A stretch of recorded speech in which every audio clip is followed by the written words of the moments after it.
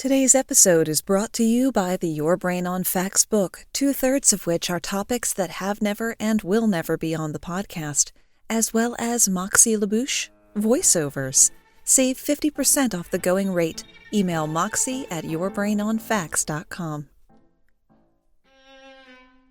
Born into slavery, Gabriel Prosser grew to be a strapping young man, trained as a blacksmith and learned to read. He, his brothers, and his wife hatched a plan to not only free themselves from bondage, but all enslaved people in Virginia. Their plan was to gather more men, take over the capital of Richmond, and kill all the white people, with the exception of Methodists, Quakers, and the French. Prosser would then rule the new Kingdom of Virginia. The plan didn't work. My name's Moxie, and this is Your Brain on Facts. Why didn't they rebel? This is a question that should have occurred to every American schoolchild when studying the Civil War and slavery. Why didn't they rebel? The truth of the matter is, they did. More than 1/3 of the population in the South in the 18th century were enslaved people. In the 1943 book, American Negro Slave Revolts, historian Herbert Aptheker estimated there were over 250 rebellions of enslaved people in the U.S. between 1619 and 1865. Some historians put that number over 300. So rebellion was a lot more common than we were led to believe. And even if enslaved people weren't taking part in an armed uprising, many would fight back in small ways, tainting food, work slowdowns, feigning injuries, damaging equipment, and so forth. The New World had slave rebellions basically as long as there were people enslaved there, the first documented rebellion taking place on Santo Domingo on Christmas Day, 1522.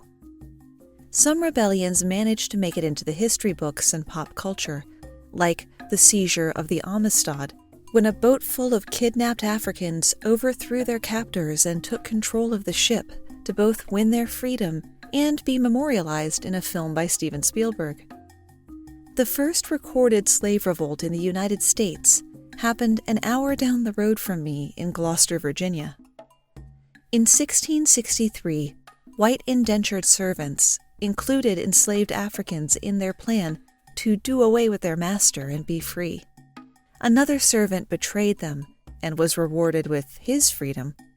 It would be nearly 25 years, as far as we know, before the first all-black slave revolt, which again took place in Virginia. The largest slave rebellion outside the United States was the successful insurrection of black slaves that overthrew French rule and abolished slavery in Saint-Domingue, establishing the independent nation of Haiti. That proved unequivocally that the enslaved could defeat their captors and live free.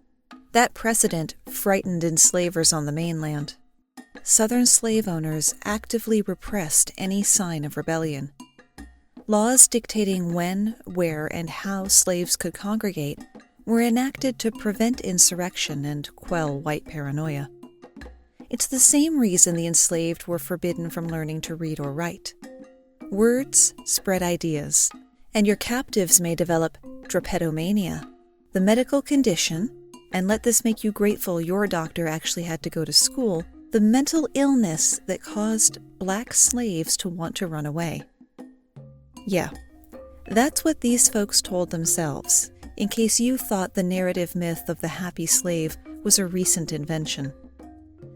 With plantation populations under tight control, insurrection would tend to come from the cities or parts of the country where there were lots of small farms rather than one big one. We don't have time today to talk about all 300 rebellions.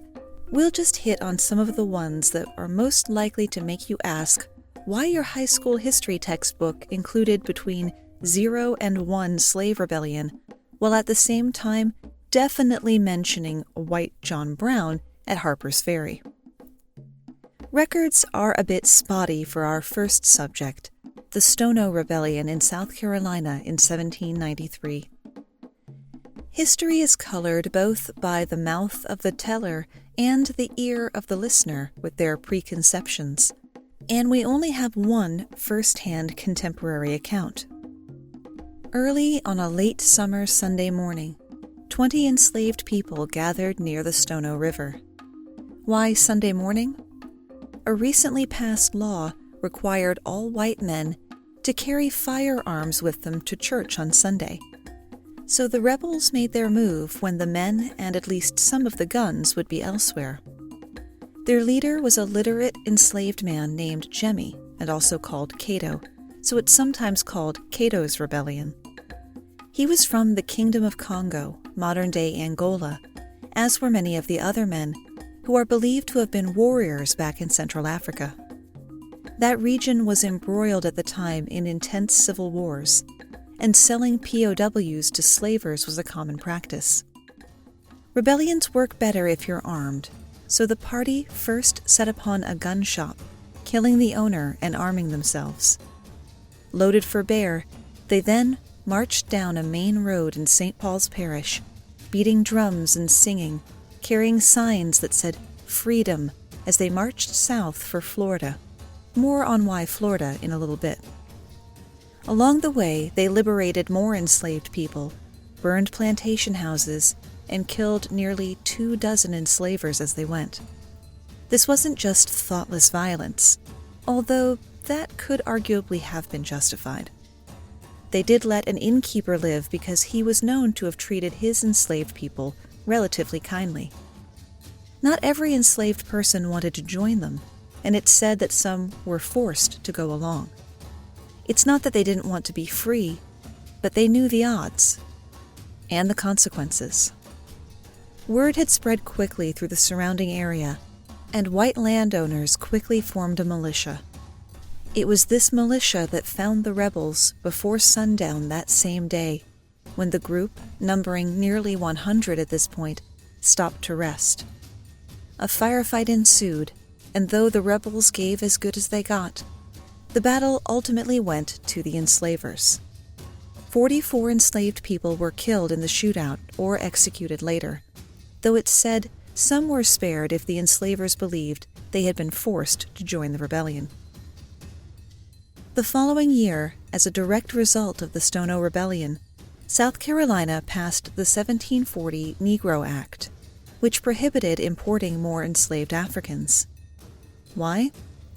They knew they were outnumbered. At the time, there were more people in bondage in South Carolina than free people, and more revolts seemed inevitable. Some of the provisions of the Negro Act had existed in law already, but weren't consistently enforced, like prohibiting slaves to gather, read and write, grow their own food, or work elsewhere to earn money. The act also required armed militias to regularly patrol to prevent enslaved people from gathering.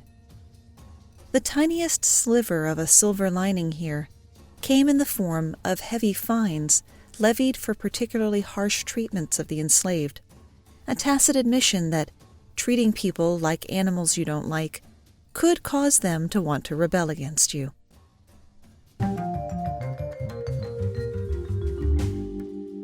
This is a tricky episode to segue in and out of, so I'll just set things off with a musical sting instead. If you enjoy the sound of my voice, which you must at least tolerate if you're still here, head over to patreon.com/yourbrainonfacts to hear me read you The Mask of the Red Death as the first bonus episode for October. It's the story of a ruler ignoring his people dying of disease to party with his cronies, ultimately getting his comeuppance. Can't imagine why I was thinking about that recently.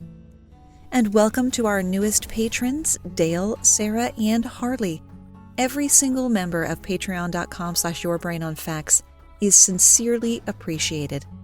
And if you want to hang out with like-minded folks but don't want to have to spend any money, there's always the Brainiac Break Room, facebook.com/groups/Brainiac Break Room, where you can post any kind of cool facts that you find online.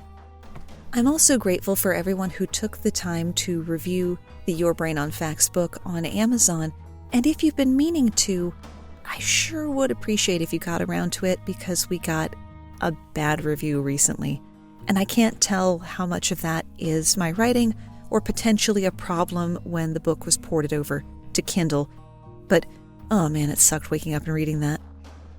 But thankfully I can also read things like when Mev said it is funny and informative, or is it informative and funny? Time flew by as I read it. Add me to your Pagucci making list. Pagucci, for those who don't know, is a Slavic flatbread with cheesy potatoes inside and brown butter and chives on top. Only a few people in my family even know how to make it, and only 2 of us are any good at it. If you lived near me, you would want to be my friend, just for the Pagucci. And there was also Taylor, who left a 5-star review that said, "Love it, almost as good as listening to Moxie on the podcast." So if you've got a minute, I'd really appreciate it if you left your review, so maybe we can at least push this 2-star review off the first screen. And if you're one of the lucky few who has more time to listen to podcasts these days, here's another show you should check out. Have you ever wondered why we call French fries, or why something is the greatest thing since sliced bread? There are answers to those questions. Everything Everywhere Daily is a podcast for curious people who want to learn more about the world around them. Every day, you'll learn something new about things you never knew you didn't know. Subjects include history, science, geography, mathematics, and culture. If you're a curious person and want to learn more about the world you live in, just subscribe to Everything Everywhere Daily wherever you cast your pod. 2 years after Stono and 750 miles north, there was a violent uprising on a massive scale. Except there wasn't really. There had been a string of arson fires in New York City, with 4 fires on one day in early April. The only thing hotter than the fires were the rumors of who started them and why. Names started being whispered of this enslaved person or that one being witnessed fleeing the fire or being in the area with a particular chip on their shoulder for the owner or residents of the building. The fires and other crimes that happened to take place around that time must have been part of some larger plan. There was also a fear of Catholics at the time, as the mother country, Britain, was in a bit of a tiff with Spain. WASPy residents whipped themselves into a frenzy. The whole thing was rather like the Salem witch trials, and in fact, people in New England accused New Yorkers of having imagined or fabricated the whole plot. The New York situation followed the Salem playbook to the letter. There was little or no evidence, no real good evidence anyway, and everyone who was arrested was forced to name other people who were involved, who would in turn be arrested and forced to name names, so that the whole thing grew geometrically, even exponentially. A grand jury was impaneled, and an indentured servant named Mary Burton was made to testify. She worked for a publican named John Hewson, who was known to buy stolen goods from enslaved people, as well as selling them alcohol and allowing them to gather in his tavern. Burton testified that 3 enslaved men who were habitués of the tavern, Caesar, Cuffy, and Prince, along with some poor whites, had formed a conspiracy to burn the city and the wealthiest citizens along with it. A white prostitute with ties to the enslaved Caesar was also brought in and made to name co-conspirators. Before long, more than 100 enslaved people and a handful of white people were brought into the basement of the city hall and interrogated on charges of burglary, arson, and insurrection. And by interrogated, I of course mean harassed and beaten. These tactics resulted in 81 confessions. Caesar and Prince were hanged. The prostitute, the publican, and his wife were all convicted and publicly executed, with the publican's body left hanging as a warning to others. But that wasn't enough for the judge presiding over the investigation and trial. He offered cash rewards for evidence of the plot, on a sliding scale depending on the value of the information and the color of the informant's skin. Over the course of the 3-month investigation, some 150 people were arrested and confessed, in huge bunny ears, or testified against someone else. Burton continued her accusations through the summer, eventually accusing more than 20 white people, including a Latin teacher named John Uri, who was accused of using his Catholic faith to influence the rebellion. Uri became the fourth and final white person executed for this non-conspiracy. When all was done and dusted and the fervor had died out, 4 white people and at least 30 black had been executed. Around 80 more people, mostly black but some white, were exiled from the state of New York. The remaining enslaved people were sold to plantations in the Caribbean. In the aftermath, New York Assembly decided to stop importing enslaved people from the Caribbean, which had previously supplied nearly 3/4 of the enslaved population, believing that people taken from Africa would be less prone to organize revolt than those purchased from the Caribbean. On the topic of being particular about where you buy other human beings from, it's important to remember that not all the people enslaved in the Americas were transported from Africa. Between 2.5 and 5 million Native Americans were enslaved throughout the Western Hemisphere from pretty much the day Columbus thought he'd landed in India. A quick aside about Columbus, since this episode was recorded on what used to be Columbus Day, he wasn't the only person who thought the Earth was round. Everybody knew it was, and they had for hundreds of years. He thought that it was much smaller than everyone else did, and also shaped like a pear. That's what he set out to prove.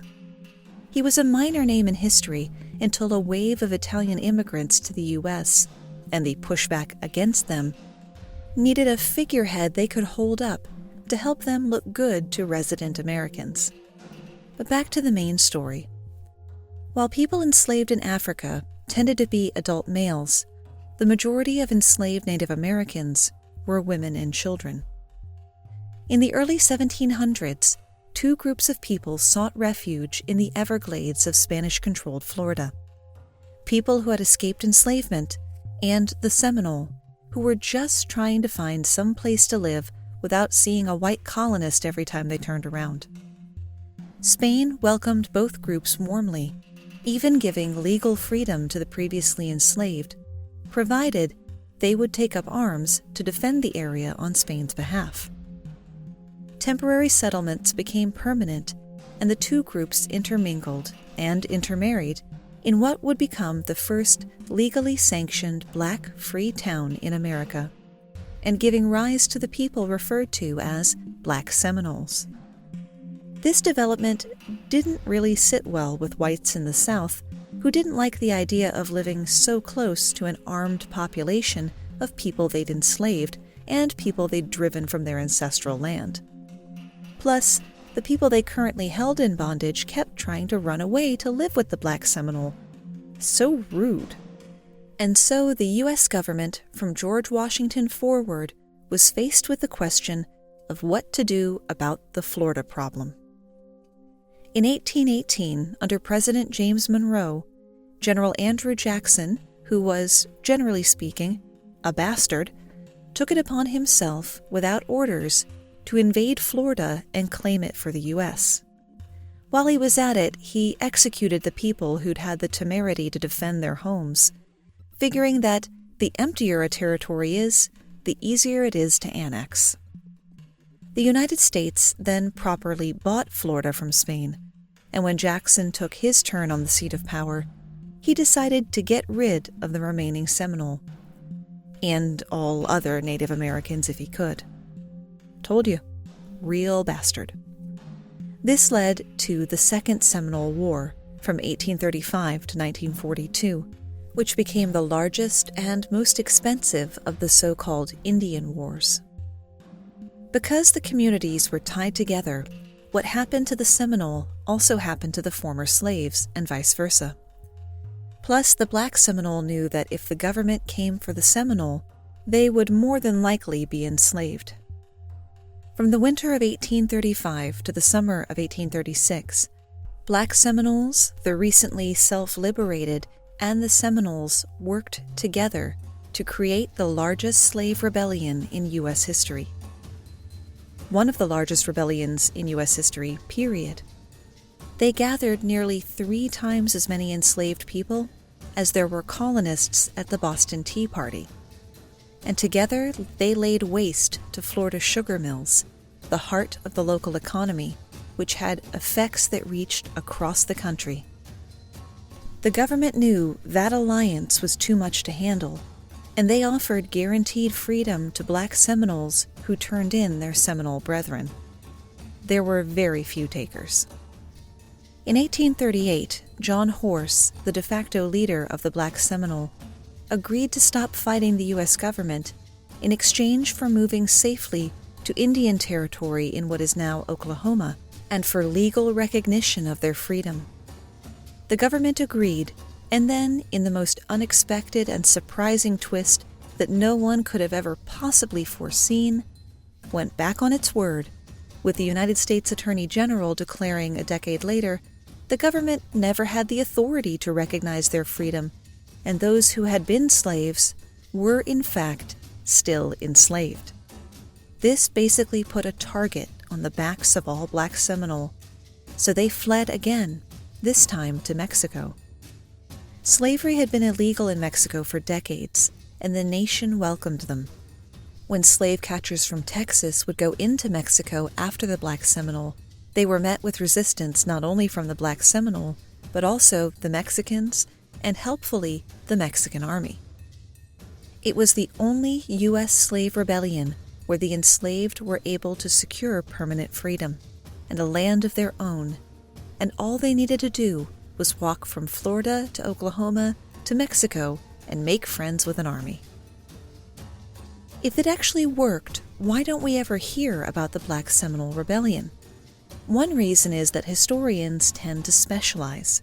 They might study Native American history, or they might study American slavery, each to the exclusion of the other. Tales of the rebellion had to be repressed in its own time to stop other enslaved people from seeing their success and rising up. They did the same thing with the Haitian Revolution. And then there is the all-important narrative.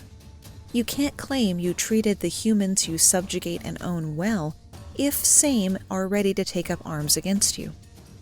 It just flies in the face of the lost cause, the pseudo-historical ideology that claims the cause of the Confederate States was just and heroic. It's where the states' rights lie and all the monuments come from. If any slave revolt makes it into a textbook, 5 will get you 10, it's going to be Nat Turner. So we won't go into that one in detail. But as a refresher, Nat Turner's Rebellion, also known as the Southampton Insurrection, was a rebellion of African enslaved people in Southampton County, Virginia in 1831, led by Nat Turner.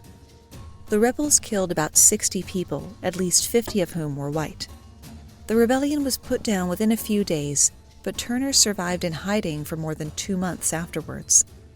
The state executed 56 enslaved people accused of being part of the rebellion, and many non-participant slaves were punished in the frenzy. And again, laws were passed against education and gatherings for free blacks as well as the enslaved, and this time that included gathering for worship, requiring white ministers be present at all worship services. To tell us a little bit more about the man himself and how Turner became a leader, please welcome Rafik Taylor, host of Garbled Twistory. Thank you, Moxie. I'm Rafik, host of Garbled Twistory, and I'm gonna give you all a crash course on who this Nat Turner character was, okay? Turner was born into slavery on October 2nd, somewhere in Southampton County, Virginia, and his mother wasn't the one who named him Nat. The man who kept him in chains, Ben Turner, took that particular privilege, as was custom for slave owners. The thing his mother did do was encourage the boy to follow his dreams with a side order of "you're destined for greatness" and some "slavery is lame" to drink. You see, slave owner Benjamin Turner didn't particularly mind that little Nat was learning how to read and write. In fact, Nat was a top-tier learner, and his favorite book, the New York Times bestseller for like 3 centuries straight, the Bible. And when I say he loved the Bible, I'm talking about fasting, praying, and studying ad nauseum. He was so into the lore that he would have dreams and visions about the events, and he would interpret them as messages from capital G God. And these visions literally determined what actions Nat would take. Like, there was this one time when he was like 21 where he ran away from the plantation, couldn't get anything to eat, and the extreme hunger caused a hallucination that told him to go back to his oppressors. And he did. So yeah, he loved his Bible, and he unflinchingly obeyed every quote-unquote sign that came his way. And with the Bible being the New York Times bestseller for 3 centuries straight, of course Nat is going to have vivid and exciting thought leadership sermons, spreading his powerful words all over the plantation.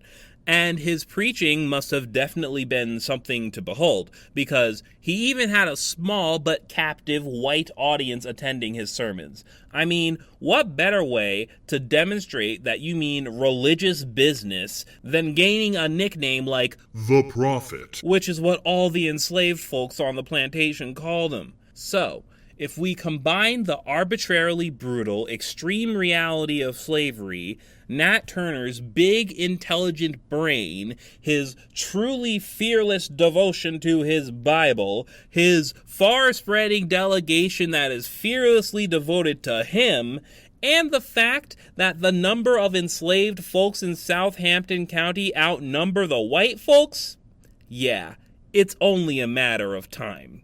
Nat's mom told him he was destined for something great. And Nat himself has been seeing visions and hearing signs in the fields telling him that the serpents are here and he needs to take action to restore God's kingdom. And what sign does Nat Turner witness on February 12th, 1831? A solar eclipse. If you like what you hear, you can subscribe to Garbled Twistory on Apple Podcasts, Spotify, wherever you like to listen, and on my website, garbledtwistory.net. I'm returning the microphone to you, Moxie. Thanks, Rafiq. If anyone listening is a school textbook writer or on the selection committee or however that works, people also need to know about the German Coast Uprising. Named for the region in Louisiana that had first been settled by German immigrants, even if you don't think of German as one of the flavors of New Orleans. It was led by a man whose origins are disputed. Maybe he was born into slavery in Louisiana, maybe he was born free in Haiti, one Charles Deslandes, or Deslandes. I've heard it said both ways. I'm going to go with the more French pronunciation.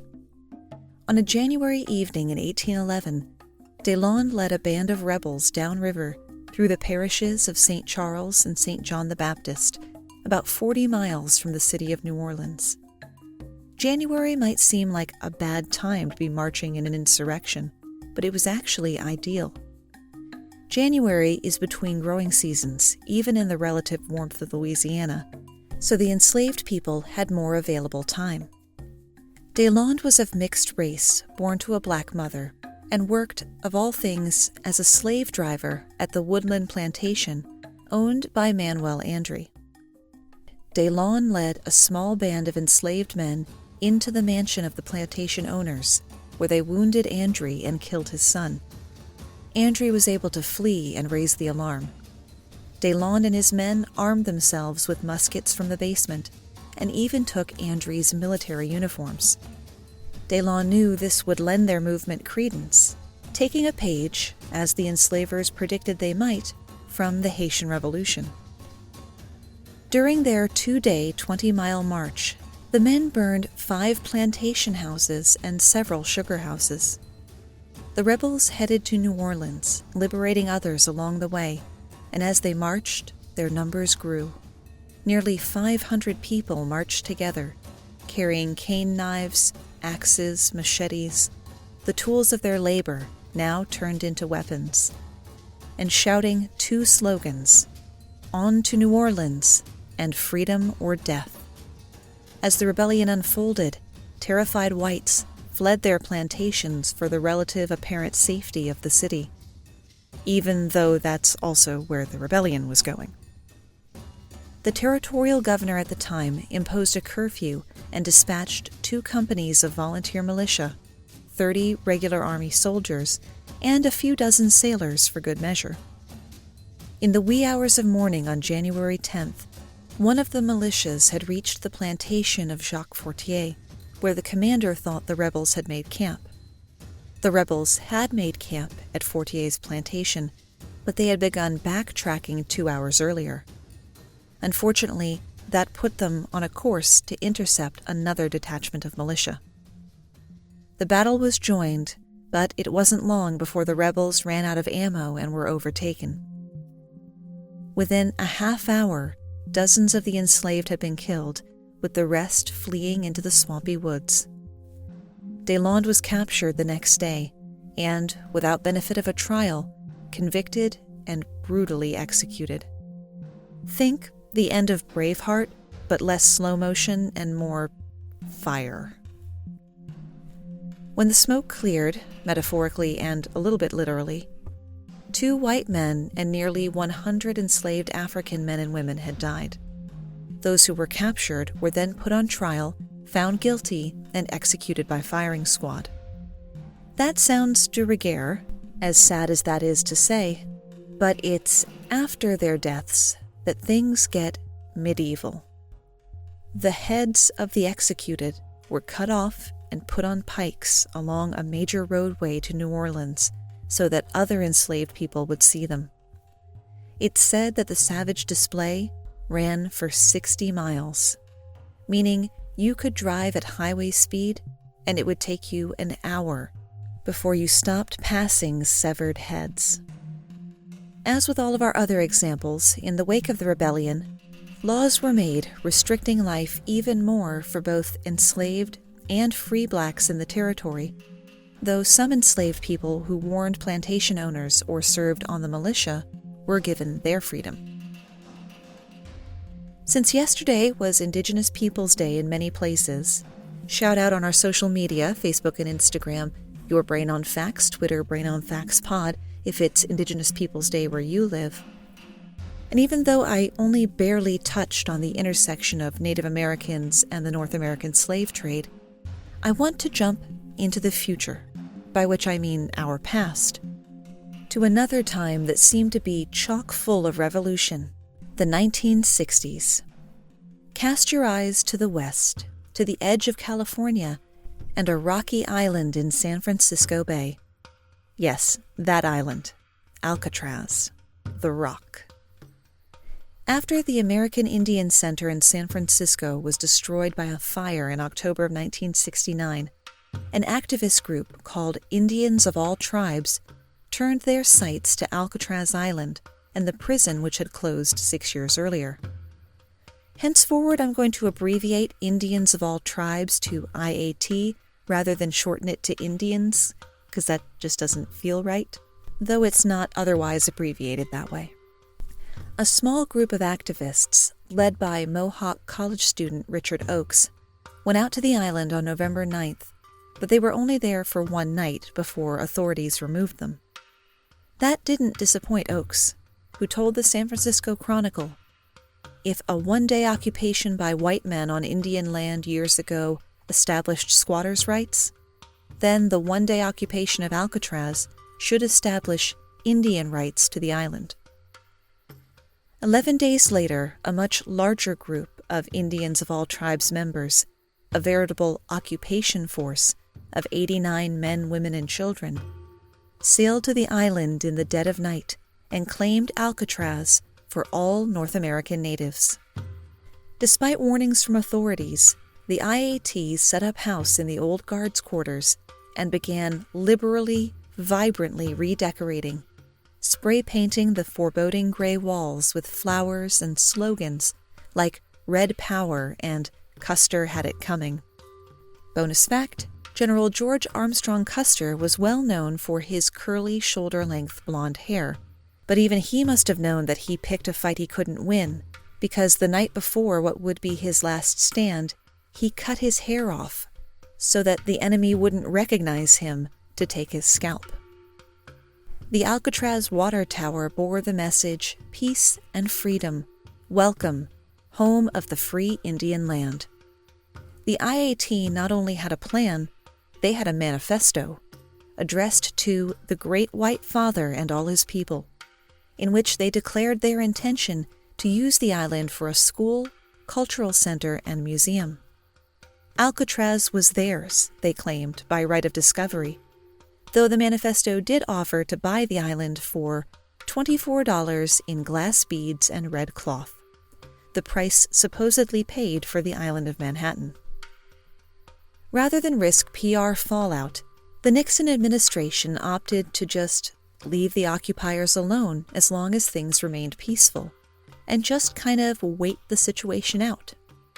The island didn't even have potable water. How long could they stay there?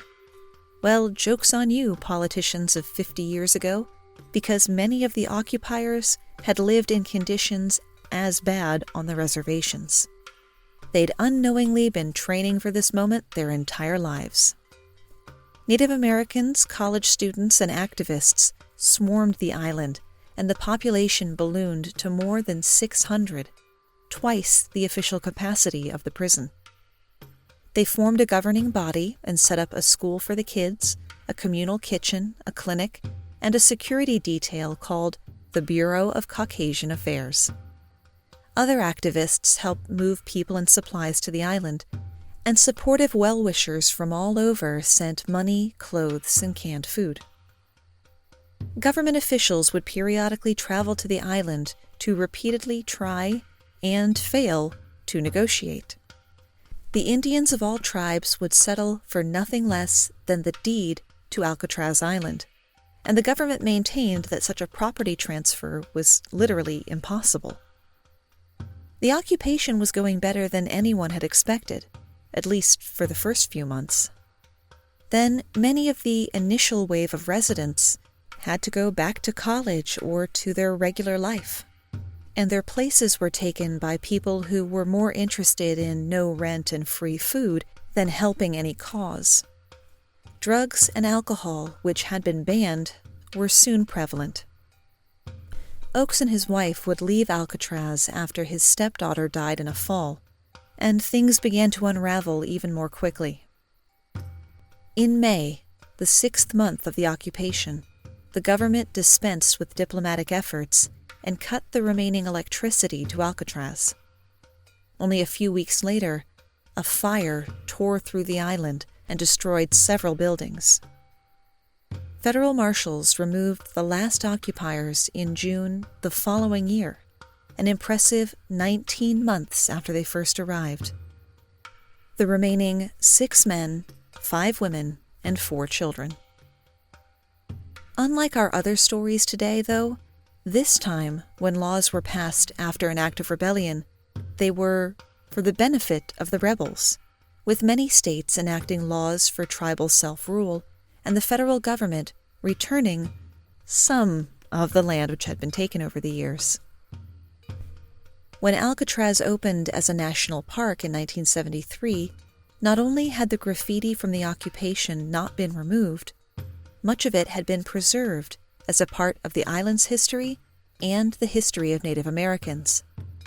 And there are people who gather at Alcatraz every November for Un-Thanksgiving Day to celebrate Native culture and activism. And that's where we run out of ideas, at least for today. Gabriel Prosser's rebellion ended before it began. Heavy rains had delayed the start of the mission, allowing time for a militia to be formed by plantation owners who'd been warned about the plot.